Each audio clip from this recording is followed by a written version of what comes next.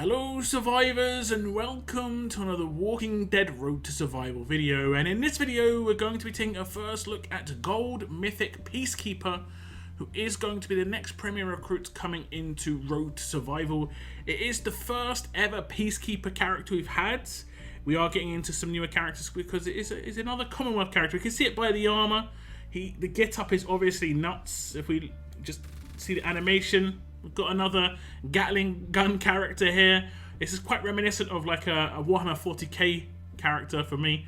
I like the visuals. On the left-hand side, he's doing it no look. He's showing off, just constantly shooting and just eyeballing us. It's very, very interesting art here on the left-hand side. I do like the visuals a lot. Obviously, the art in the Mythic era has been fantastic. If we look at the level 720 limit break 3 stats, he has got 15,428 attack, 10,285 defense, but a massive 25,713 HP. To put this into perspective, the base defense on a character like Priya was 20,000 and she had very high base defense. This is kind of crazy. If we look at the rest of it here, he is a tough character, of course, holding that big gun. He's considered a tank. He is, of course, a mythic character, and he is going to be joining the Commonwealth as his allegiance. So, you know, kind of what we would expect when it comes to the visuals. Looks like a tank, is a tank, very tanky sort of stats, tough character. What else has he got in his kit to look at? So first up, we'll look at his adrenaline rush, and it is called Ready for Anything. It has a recharge rate of 55 AP, and it's taunt up to 3 enemies for 2 turns. All tough teammates get 50% bonus HP. So this is pretty powerful. It doesn't do any sort of damage. It does give him a little bit of self-sustain, more just of a shield, because it's bonus HP. But this is going to be very nice. Those taunted attacks are obviously going to hit that bonus HP, not going to hit his base HP, and they're going to give him more AP. He's going to be gaining 5 AP from all of those taunted attacks as well. Very quick rush as well, 55 AP, so you should be able to get this off really quickly. And you can even, if you really wanted to, use this on an attack team.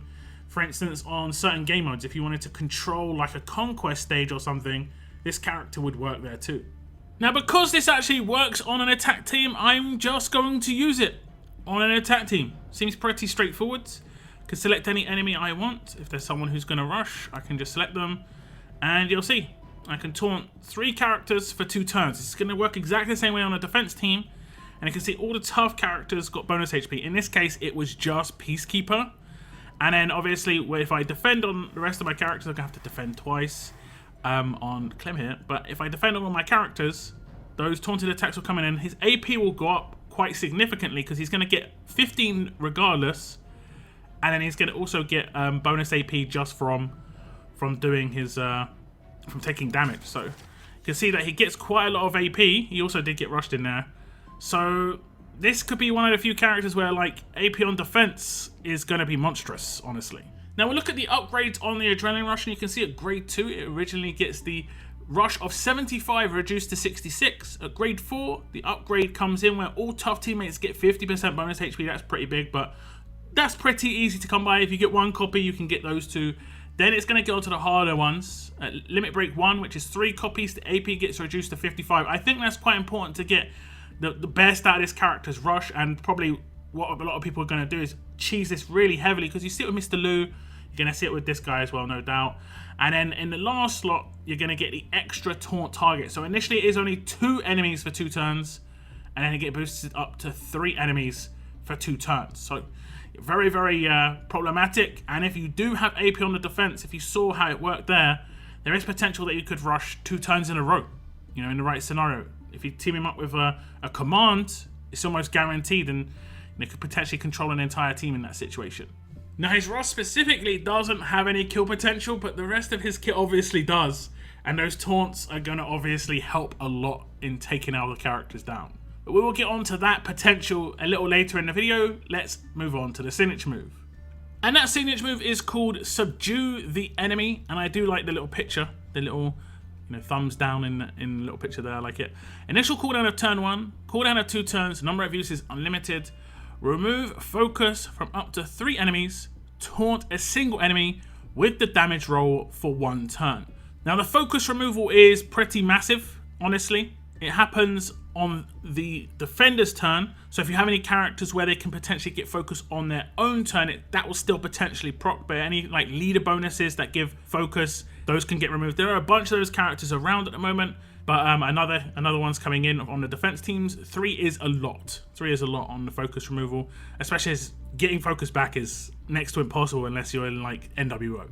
Now next up, the Taunt. It isn't that big a deal, but it is focusing a damage roll character. This does mean that you are not going to be able to potentially rush on turn 2. It is also going to guarantee that Peacekeeper gets hit harder by a character that is going to hit harder, and then potentially with the rest of his kit, he could counter basically with his specialist skill on that particular character. And that particular character being a damage roll character is generally going to be a lot more problematic for an attack team than, let's say, like a support character. So it's guaranteeing it being damage roll, but just for the one turn. Okay, so I'm going to start the fight. We're just going to use Peacekeeper on the defense team by himself. I'm just going to hit defend with everybody, and we're going to see what he does with his signature move. And what is most likely going to happen here is it's going to be Gentleman that gets taunted, because I believe he's the only damage dealer in here, although I think maybe Valentine's Davey is a damage roll character. We'll see. We'll see.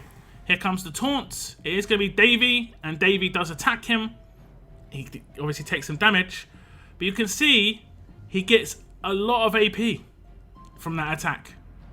And that's a natural turn 2 rush just off of one attack, because it's a guaranteed 5. The initial 35 from the signature move, a guaranteed 5 on top, and depending on the damage that you actually do with that attack, it's going to be more AP. Especially, again, if someone's got AP on defense on their Peacekeeper, they're going to gain more AP that way. So he could potentially be like taunting turn 1, rushing turn 2 to taunt 3 more. So if I defend again, you can sort of see it in full action. And then 3 more are going to be taunted. This is not going to be role specific. And we're going to do some damage. And you can see he's almost got his rush again. So, yeah, let's just get him the rush again. There we go. And this is what it's going to be like. This is what it's going to be like. And you can see things are happening, guys. Things are happening. Now, if we look at the upgrades on this signature move, you can see at grade 3, it gets -1 to cooldown. So it goes from 3 turns down to 2 turns.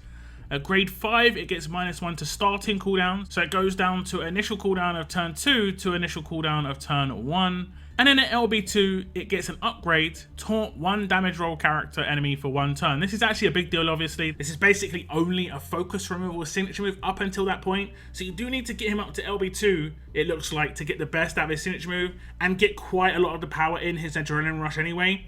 LB3 on his adrenaline rush was to get the extra target on his adrenaline rush, which is still good, but LB2 is very important just to at least be able to have a chance of taunting a character on turn 1. So on the eye test, this signature move doesn't look that crazy, but as you saw how it can work, it didn't attack him on that first turn either. I defended with everybody, so you could see that it wasn't like I was giving him any AP on the first turn, but he still got enough AP to do that rush for turn 2 naturally. So he's going to be a big problem. He's definitely going to be a big problem. Even though this doesn't look like a powerful taunt, it's going to be enough to get that rush going. And that rush is obviously nuts. That's heavy amounts of control. And the second he gets you in that loop, it's going to be very hard to get out of it. Because again, if one attack's giving him the AP, 3 attacks are going to give him the AP after 2 turns too. That's guaranteed 30 AP. And he only needs to do a basic attack on the turn after he rushes. So he'll be doing his rush, basic attack, rush, basic attack, or rush, basic attack, rush, signature move, rush, basic attack, or rush 2 turns in a row. It really depends on the setup that this guy's team is in and how well he is built. I think there's definitely going to be ways you can build him so he does actually give himself more AP with an AP on defense weapon. And while initially it doesn't look like he has much kill potential, well, we already know. We already know. Now, next up, we're going to see what he has in his passives to make him even more tanky. He is, of course, a tank, so he gets Strength, which is the 40% critical hit resistance. He gets Healthy Guard, an 80% boost to max HP. And this is quite similar to, I believe, Tara on defense teams. But this is going to be, obviously, playing into Peacekeeper's kit extremely well. I will say, without any lieutenants, just max level 720, he has got 46,000 HP on base. You know, when you see some people have like 20,000, 15 to 20,000, his 25,000 gets boosted up to 46,000. Lieutenants on top, not even talking about leaders, but I mean, he could get crazy amounts of HP. Now the next one is the big one, and it's going to be a massive problem when it comes to the specialist skill this guy does have. He has 60% normalized resistance. This is not the first time we've seen normalized resistance, and the character we had it on before has got a fairly similar specialist skill, to be fair. You know, that just means that the guarantees that you had with someone like Titan are no longer guarantees. The RNG on someone like Lydia is even more RNG. So it's obviously very powerful for the way Peacekeeper's kit works. The last passive is called Who's Next. When an enemy dies, this character heals for 60% of their max HP. That would be an enemy of Peacekeeper, not, for instance, one of his teammates, your enemy. So when he's the last character alive, if he is, you know, one-shotting your characters periodically, he's going to just heal himself back up. And obviously he's going to be able to cleanse certain things out there, like for infection. This is the way he's going to have that self-sustain, is he's going to rely on actually taking you out to be able to have self-sustain. Otherwise, he is going to be running into problems with infection, but obviously he could be teamed up with certain characters that have cleanses. For instance, there's Priya, and I can see Priya and Peacekeeper working on a defense team extremely well. So while it isn't like the most amazing self-sustain, his kill potential is pretty amazing. So he's got a pretty good chance of getting that 60% heal to proc at least every couple of turns. So I think these passives are straightforward enough to understand that I don't even have to show you gameplay, because they're just pretty much just basic stat improvements, you know, resists, HP percentages, that sort of thing.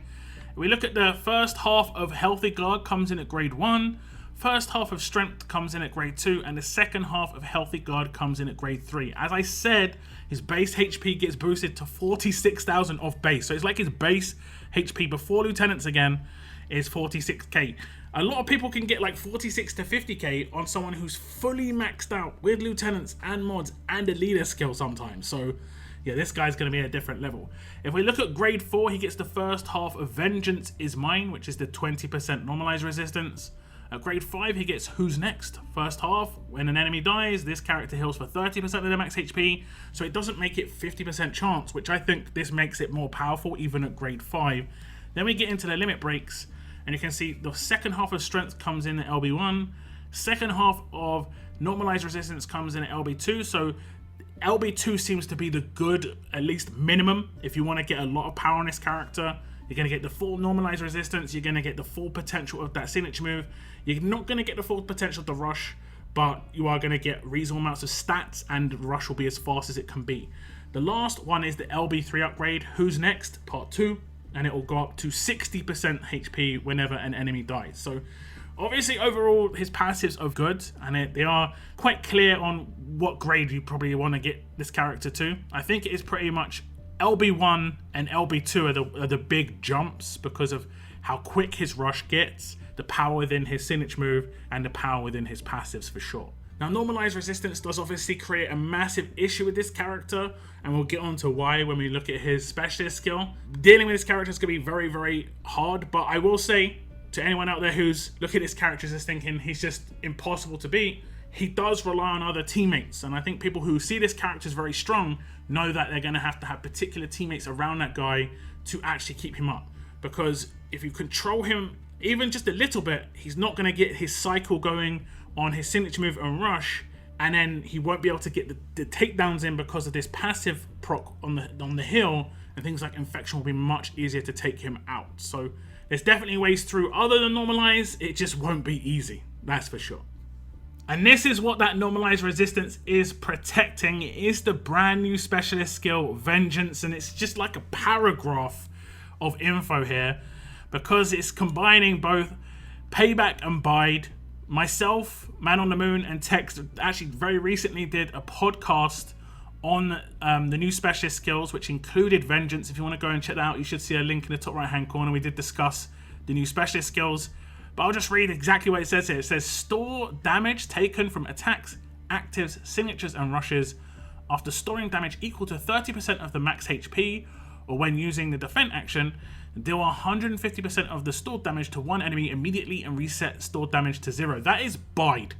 That first half is bide, and this guy's going to have crazy high HP, so he's generally going to be able to one-shot a lot of characters. Now, bide does have to go through bonus HP first, as does payback, and payback's the second one here. It says, when taking more than 30% of max HP in a single rush, active, or signature skill, deal that same damage back to the attacker and up to 2 additional enemies. We know how payback works. Now, the bit I didn't read out was the bit in the middle, and it says, the bide half of this does not trigger if this character is taken out. However, the only way you can realistically take this character out like in one real good hard hit is an adrenaline rush, which is how you deal with characters like Skeleton Steve. You just one-shot him. Because it's a dual specialist, you can't one-shot payback characters because they will do payback. So it's like the payback is protecting the bide on the specialist. I don't see the payback as that big an issue in terms of like, you can easily just decide, hey, I'm not going to rush this guy, but you can't decide not to attack him because of the taunts. And he'll just, like you saw before, he will just get those taunts rolling, the cycle will continue round and round, and he will just gain AP like continuously, and you're just going to be constantly charging up that bite. Now, there are some characters out there right now, and potentially even attack teams that have got some ways to deal with this. For instance, Telltale is definitely got a potential, but it is only when Kenny rushes. And this guy's going to be, even though Kenny hits really hard, this guy's going to be so tanky, so tanky. And he's also going to be on teams with Andre, another payback character, outlast characters like Vance. So there's going to be multiple characters that you have to hit normalize on, and this guy can even resist it. It's going to be horrible to deal with these like crazy levels of specialist skills on defense teams, I feel. Now, I won't show you any footage of that specialist skill because I don't think I need to. It's pretty self-explanatory. We saw what it did when I showed you the signature move. He'll just be gaining AP and slowly but surely taking out members of your attack team if you don't manage to control him and stop him from his little cycle. He has, however, got an attached weapon, which we're going to take a look at, and it is Peacekeeper's Vengeful Gatling gun. It has a 35% HP boost on base. He has got the huge bonus to AP when taking damage already, and the examples I showed you before was with that AP gain, so that's why he was gaining such massive amounts of AP. Now, the third slot is unique. When being attacked, a 30% chance to daze the enemy for their next turn. Now, this isn't like the 4-slot one where you have to hit a crit. This is just a chance to be dazed just basically when attacking him. And that obviously is going to include all those taunted attacks. So, you're potentially going to be dazing targets, and then on their next turn, they're not going to be able to do anything when it comes to using their signature moves. So that could be characters that could have a cleanse or something, and he's just about to rush or some control, and you're not going to be able to stop that from happening. In the last slot, he has upgraded tough health. This character and up to 2 teammates get 5% bonus HP per turn for each tough teammate on the team. So this is different from improved tough health, which is, I think, just boosted to 10%. This is 3 characters now getting their bonus HP. Peacekeeper plus 2 others. So Peacekeeper's always going to be getting bonus HP no matter what because of his weapon. So if he's in a team with 5 characters who are tough, and I can see that definitely happening because of the Priya lead and a lot of tough tanky characters out there, he's going to be getting 25% bonus HP every turn. This guy is going to have 100 to 120k HP. He's going to be getting 25 to 35k bonus HP per turn. He is not going to be able to be dealt with by percentage damage. Percentage damage is really got a bad track record in Mythic era. And this guy is just absolutely annihilating it. It's not going to work. You have to think of different ways to deal with this guy because percentage damage is not going to be it. So obviously this guy is kind of crazy. I like the visuals. I will say that the visuals do look really cool. It's kind of like a cross between like Warhammer 40k, Star Wars, and I don't know, like Terminator. I'm getting the Terminator mainly because of all the skulls in the background on his art. But yeah, I really like the visuals. The kit, it's just going to be so frustrating to deal with, honestly. It's going to be so frustrated. And these defense teams are really tanky already. It's just becoming like kind of like annoying to even attack at the moment. It's just becoming annoying to attack, and it's just getting frustrating. I think a lot of people feel that way, honestly. And this guy's going to make it even tougher, honestly. No pun intended, he'd been a tough character, I know. But this guy is not like Angel. It isn't going to take one war for people to work her out. This guy is going to take a while because it's based on the tools that people have to actually deal with him. And people don't have those tools. So he is going to be a problem, for sure. But do tell me your thoughts on Peacekeeper. Let me know your thoughts in the comments down below, guys. That is the end of my video. I want to thank you very much for tuning in. And as always, keep on surviving, guys. Keep on surviving.